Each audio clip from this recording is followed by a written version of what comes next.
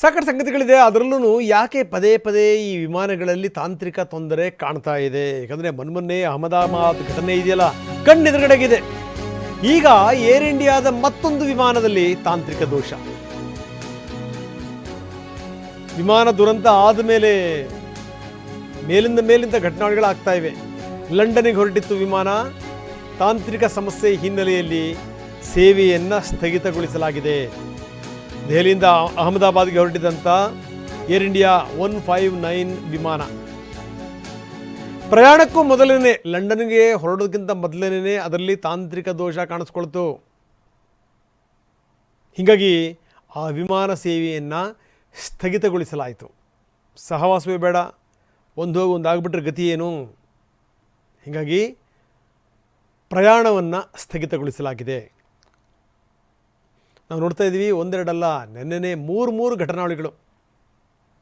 Britain ಏರ್ವೇಸ್ದಲ್ಲೂ ಕೂಡ ಅದೇ ರೀತಿಯ ತಾಂತ್ರಿಕ ತೊಂದರೆ ಎದುರಾಗಿತ್ತು. ಇನ್ನು ನಿನ್ನೆ ಏರ್ ಇಂಡಿಯಾ ವಿಮಾನದಲ್ಲೂ ಕೂಡ ಹಾಗೆ ಆಯಿತು. ಇದೊಟ್ಟು 4ನೇ ನೋಡಿ ಇದು.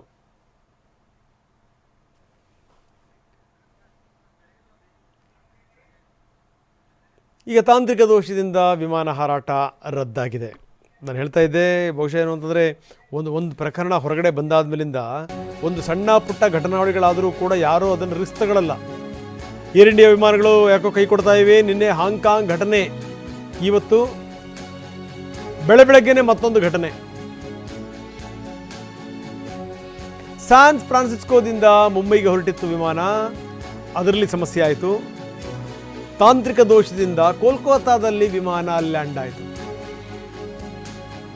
ಪೈಲಟ್ ಅವಸರವಾಗಿ ಕೋಲ್ಕತ್ತಾದಲ್ಲಿ ಪ್ರಯಾಣಿಕರನ್ನ ಕೆಳಗಡೆ ಇಳಿಸಿದರು. 180 ಏರ್ ಇಂಡಿಯಾ ವಿಮಾನ. ಇಂಥ ಘಟನೆಗಳು ಪದೇ ಒಂದರ ಬೆನ್ನ ಒಂದು ಹಿಂದೆ ಆಗ್ತಾನೇ ಇವೆ.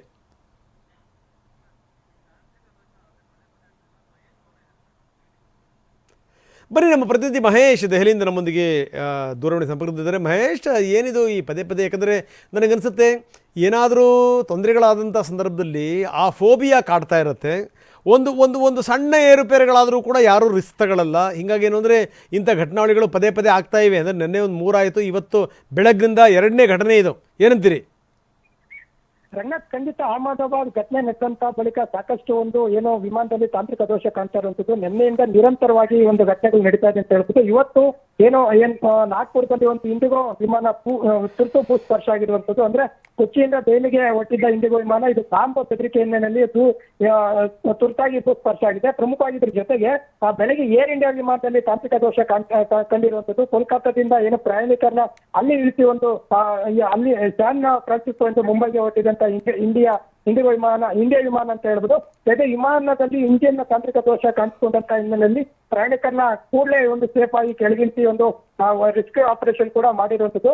ಅಂದ್ರೆ ಸಾಕಷ್ಟು ನಿರಂತರವಾಗಿ ನಿನ್ನೆಯಿಂದ ಅಲ್ಲಲ್ಲಿ ವಿಮಾನದ ಘಟನೆಗಳು ತುರ್ತಾಗಿ ಭೂ ಸ್ಪರ್ಶ ಆಗುವಂತದ್ದು ಮತ್ತೆ ಬಾಂಬ್ ಬೆದರಿಕೆಗಳ ಕಾರ್ಯ ನಿರಂತರವಾಗಿ ಬರ್ತಾ ಇರುವಂತದ್ದು. ಅಂದ್ರೆ ಈ ಅಹಮದಾಬಾದ್ ವಿಮಾನ ದುರಂತ ನಡೆದಂತ ಬಳಿಕ ಪ್ಯಾನಿಕ್ ಆಗುವಂತ ನಿಟ್ಟಿನಲ್ಲಿ ಒಂದು ಪ್ರಯತ್ನ ಕೂಡ ಆಗ್ತಾ ಇದೆ. ಅಂದ್ರೆ ಈಗ ಪ್ರಯಾಣಿಕರು ಕೂಡ ವಿಮಾನದಲ್ಲಿ ಹೋಗೋದಕ್ಕೆ ಹಿಂದೆ ಮುಂದೆ ಕೂಡ ನೋಡ್ತಾ ಇದ್ದಾರೆ. ಅಂದ್ರೆ ಸದ್ಯ ಅದರಲ್ಲೂ ಏರ್ ಇಂಡಿಯಾ ವಿಮಾನದಲ್ಲಿ ಈ ಘಟನೆ ನಡೆದಂತ ಬಳಿಕ ಅಲ್ಲಲ್ಲಿ ಘಟನೆಗಳು ಮರುಕಳಿಸಿದೆ ಅಂತ ಹೇಳ್ಬೋದು ರಂಗನಾಥ್. ಓಕೆ, ಧನ್ಯವಾದ ತಮ್ಮೆಲ್ಲ ಮಾಹಿತಿಗೆ.